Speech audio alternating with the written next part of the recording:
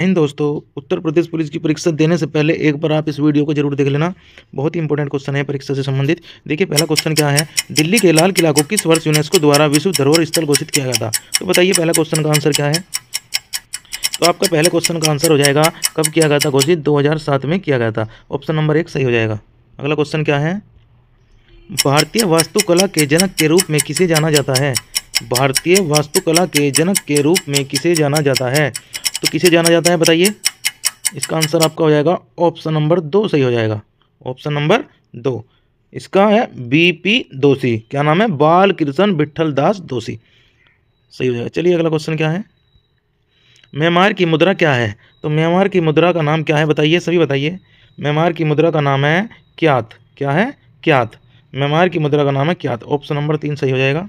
अगला क्वेश्चन क्या है, विश्व की सबसे ऊंची जमीन आधारित दूरबीन वेधशाला कहाँ स्थित है। विश्व की सबसे ऊंची जमीन आधारित दूरबीन वेधशाला कहाँ स्थित है, भारत के लेह में स्थित है। तो आपका ऑप्शन नंबर 1 सही हो जाएगा। ऑप्शन नंबर 1 सही हो जाएगा। चलिए अगला क्वेश्चन देखते हैं क्या है। क्वेश्चन नंबर 5 की ओर चलते हैं। निम्नलिखित में से किसे भारतीय शास्त्रीय संगीत में सरोद सम्राट के नाम से जाना जाता है। तो किसे जाना जाता है, बहुत इंपॉर्टेंट क्वेश्चन है, कितनी बार पूछा भी जा चुका है। बताइए इसका आंसर क्या है। तो इसका आंसर हो जाएगा ऑप्शन नंबर 3 सही हो जाएगा। अमजद अली खां को सरोद सम्राट के नाम से जाना जाता है। चलिए अगला क्वेश्चन देखिए। Question number 6। Question number 6, Thimphu Bharat के किस पड़ोसी देश की राजधानी है। थिम्पू भारत के किस पड़ोसी देश की राजधानी है। तो कौन सा आंसर हो जाएगा इनमें से बताइए। ऑप्शन नंबर 4 सही हो जाएगा, भूटान। ऑप्शन नंबर 4 सही हो जाएगा। चलिए अगला क्वेश्चन क्या है, निम्नलिखित में से कौन निशान ए पाकिस्तान से सम्मानित होने वाला पहला भारतीय था। निशान ए पाकिस्तान, तो इनमें से कौन सा आंसर है आपका बताइए करेक्ट आंसर। बिल्कुल बहुत ही इंपॉर्टेंट क्वेश्चन है, आप इसको जरूर देख कर जाएं, बहुत बार पूछा गया है। तो इनमें से आपका आंसर हो जाएगा ऑप्शन नंबर 2 सही हो जाएगा, मोरारजी देसाई। मोरारजी देसाई। चलिए अगला क्वेश्चन देखते हैं। अगला क्वेश्चन क्या है, क्वेश्चन नंबर 8, निम्नलिखित में से कौन सा स्मारक कर्नाटक राज्य में स्थित है। कौन सा स्मारक कर्नाटक राज्य में स्थित है, इसका आंसर बताइए क्या हो जाएगा। इसका आंसर हो जाएगा आपका ऑप्शन नंबर 1 कर्नाटक बीजापुर। कहाँ पर है, गोल गुंबज, कर्नाटक के। चलिए अगला क्वेश्चन देखते क्या है। अगला क्वेश्चन है, ओलंपिक खेलों में व्यक्तिगत स्वर्ण पदक जीतने वाले पहले भारतीय हैं। तो इसका आंसर बताइए सभी क्या है। इसका आंसर हो जाएगा आपका ऑप्शन नंबर 1 सही हो जाएगा, अभिनव बिंद्रा। ओलंपिक खेलों में व्यक्तिगत स्वर्ण पदक जीतने वाले पहले भारतीय अभिनव बिंद्रा। और दूसरे पूछे जाए तो क्या है, नीरज चोपड़ा। चलिए अगला क्वेश्चन देखते हैं क्या है, मणिपुर की राजधानी क्या है। मणिपुर की राजधानी का नाम है इम्फाल। क्या है, इम्फाल। ऑप्शन नंबर 2 सही हो जाएगा। अगला क्वेश्चन, न्यूनतम समर्थन मूल्य भारत में किस वर्ष में पेश किया गया था। न्यूनतम समर्थन मूल्य भारत में किस वर्ष पेश किया गया था। तो इसका आंसर हो जाएगा आपका बताइए सभी, ऑप्शन नंबर 1 सही हो जाएगा, 1964 में स्थापित किया गया था। अगला क्वेश्चन, राष्ट्रीय हरित प्राधिकरण एनजीटी निम्नलिखित में से किस अधिनियम के तहत स्थापित एक विशेष निकाय है। क्या है, विशेष निकाय है। तो किस अधिनियम के तहत, राष्ट्रीय हरित प्राधिकरण अधिनियम 2010 के तहत।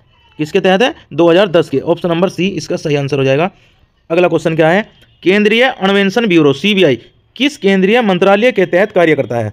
तो किसके तहत कार्य करता है बताइए। ऑप्शन नंबर 3 सही हो जाएगा इसका, कार्मिक लोक शिकायत और पेंशन मंत्रालय के तहत कार्य करता है। अगला क्वेश्चन क्या है, नेक्स्ट क्वेश्चन देखिए, भारत सरकार ने नीति आयोग की स्थापना कब की थी। भारत सरकार ने नीति आयोग की स्थापना कब की थी। तो बताइए सभी इसका आंसर कब की थी। ऑप्शन नंबर 1 सही हो जाएगा, 2015 में की थी।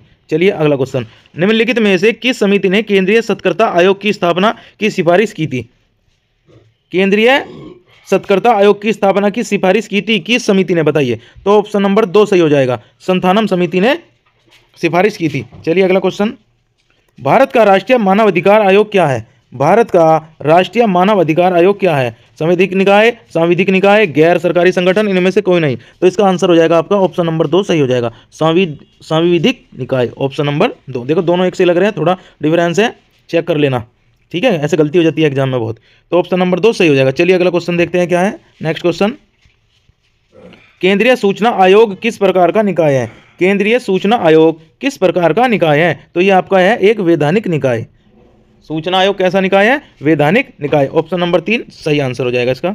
अगला क्वेश्चन, भारत का चुनाव आयोग किस वर्ष में स्थापित किया गया। भारत का जो चुनाव आयोग है वो 1950 में स्थापित किया गया था। ऑप्शन नंबर 2 सही हो जाएगा। इंपॉर्टेंट क्वेश्चन है, इसको पढ़ के जाएंगे। अगला क्वेश्चन देखते हैं क्या है, वित्त आयोग संविधान के निम्नलिखित में से किस अनुच्छेद से संबंधित है। वित्त आयोग संविधान के किस अनुच्छेद से संबंधित है। अनुच्छेद क्या हो जाएगा इसका, ऑप्शन नंबर 2 सही हो जाएगा, अनुच्छेद 280।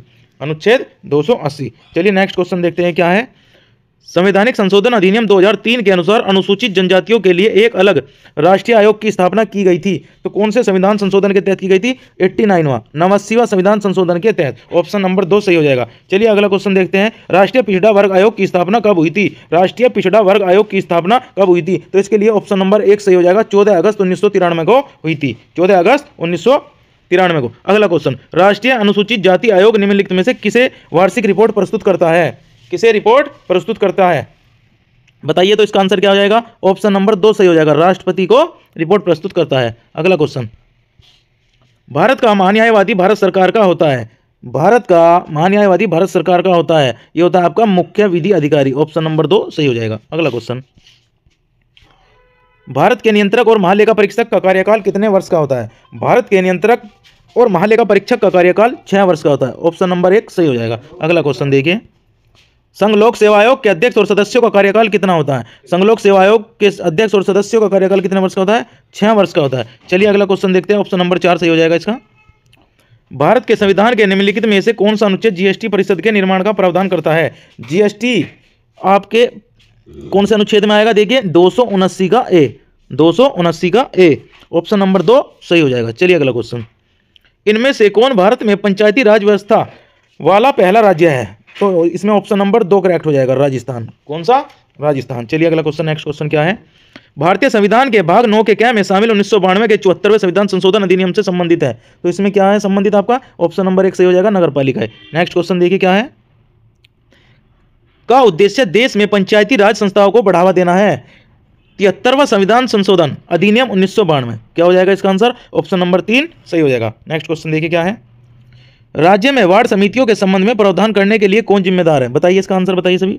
तो इसका आंसर हो जाएगा ऑप्शन नंबर 3 सही हो जाएगा, राज्य विधायिका। ऑप्शन नंबर 3 सही हो जाएगा, राज्य विधायिका। नेक्स्ट क्वेश्चन देखिए क्या है, राज्य में निर्वाचन आयोग किस अनुच्छेद के अंतर्गत नगरीय संस्थाओं के चुनाव का संचालन करता है? तो अनुच्छेद कौन सा हो जाएगा? 243 का के। ऑप्शन नंबर 1 सही हो जाएगा। नेक्स्ट क्वेश्चन, नेक्स्ट क्वेश्चन देखिए क्या है, निम्नलिखित में से कौन सा अनुच्छेद पंचायतों में सीटों के आरक्षण से संबंधित है? पंचायतों में सीटों के आरक्षण से संबंधित अनुच्छेद है अनुच्छेद 243 का डी। ऑप्शन नंबर 3 सही हो जाएगा। चलिए अगला क्वेश्चन देखते हैं। अगला क्वेश्चन क्या है, निम्नलिखित में से कौन सा संशोधन शहरी स्थानीय सरकार अर्बन लोकल गवर्नमेंट से संबंधित है? तो कौन सा अनुच्छेद हो जाएगा आपका? 74वां संविधान संशोधन। ऑप्शन नंबर 4 सही हो जाएगा। अगला क्वेश्चन, कर लगाने के लिए पंचायत कौन अधिकृत करता है? कर लगाने के लिए कौन अधिकृत करता है? तो राज्य विधानमंडल करता है। ऑप्शन नंबर 2 सही हो जाएगा इसका। अगला क्वेश्चन देखिए, मुख्यमंत्री के कर्तव्यों का उल्लेख किस अनुच्छेद में किया गया है? मुख्यमंत्री के कर्तव्यों का उल्लेख किस अनुच्छेद में किया है? बताइए। तो ऑप्शन नंबर 4 सही हो जाएगा, अनुच्छेद 167 में किया गया है। भारत के प्रधानमंत्री की सेवानिवृत्ति की आयु क्या है? तो कोई सीमा नहीं है। ऑप्शन नंबर 4 सही हो जाएगा। अगला क्वेश्चन, 2011 की जनगणना के अनुसार भारत के निम्नलिखित में किस राज्य का लिंगानुपात सबसे अधिक है? किस राज्य का है? ऑप्शन नंबर 2 सही हो जाएगा, केरल। ऑप्शन नंबर 2 सही हो जाएगा, केरल। चलिए अगला क्वेश्चन, नेक्स्ट क्वेश्चन में क्या कहा है, 2011 की जनगणना के अनुसार भारत के किस राज्य की साक्षरता सबसे कम है? तो बिहार। ऑप्शन नंबर 4 सही हो जाएगा। जनगणना के आंकड़ों के अनुसार 2011 में भारत में जनसंख्या का घनत्व कितना था? कितना था बताइए? 382 व्यक्ति प्रति वर्ग किलोमीटर। ऑप्शन नंबर 1 सही। चलिए अगला क्वेश्चन, 2001 से 2011 के बीच जनसंख्या में 10 की वृद्धि दर कितनी है? तो कितनी है? 17.70%। ऑप्शन नंबर 3 सही हो जाएगा। 2011 की जनगणना के अनुसार उत्तर प्रदेश के ग्रामीण क्षेत्रों में लिंगानुपात, जो ग्रामीण क्षेत्रों में लिंगानुपात है वो कितना है? 918। और शहरी का क्षेत्रों का पूछ लिया जाए तो 894। चलिए अगला क्वेश्चन देखते हैं। नेक्स्ट क्वेश्चन, भारत में की गई पहली पूर्ण जनगणना किस वर्ष में हुई थी? तो पूर्ण जनगणना 1881 में हुई थी। ऑप्शन नंबर 1 सही हो जाएगा। शुरुआत कब हुई थी जनगणना की? 1872 में। अगला क्वेश्चन, निम्नलिखित में से कौन रबी की फसल है? रबी की फसल देखिए इनमें से बताइए कौन सी है रबी की फसल? तो इनमें रबी की फसल कौन सी है? सरसों। ऑप्शन नंबर 1 सही हो जाएगा, रबी की फसल है सरसों। निम्नलिखित में से कौन सा एक व्यावसायिक खेती का प्रकार नहीं है? व्यावसायिक खेती का प्रकार कौन सा नहीं है इसमें से? ऑप्शन नंबर 3 सही हो जाएगा, खानाबदोश पशुपालन। चलिए अगला क्वेश्चन, मेघालय की गारो पहाड़ियाँ किसकी खेती के लिए जानी जाती है? मेघालय की जो पहाड़ियाँ है गारो की, किसके लिए जानी जाती है? वे चाय के लिए जानी जाती है। ऑप्शन नंबर 3 सही हो जाएगा। अगला क्वेश्चन क्या है, रबर का सर्वाधिक उत्पादन किस राज्य में होता है? रबर जो होती है सबसे ज़्यादा उत्पादन केरल में होता है। ऑप्शन नंबर 2 सही हो जाएगा। अगला क्वेश्चन, भारत में खरीफ फसल का मौसम होता है। भारत में खरीफ फसल का मौसम जो होता है ऑप्शन नंबर 3 सही हो जाएगा, जुलाई से अक्टूबर तक होता है।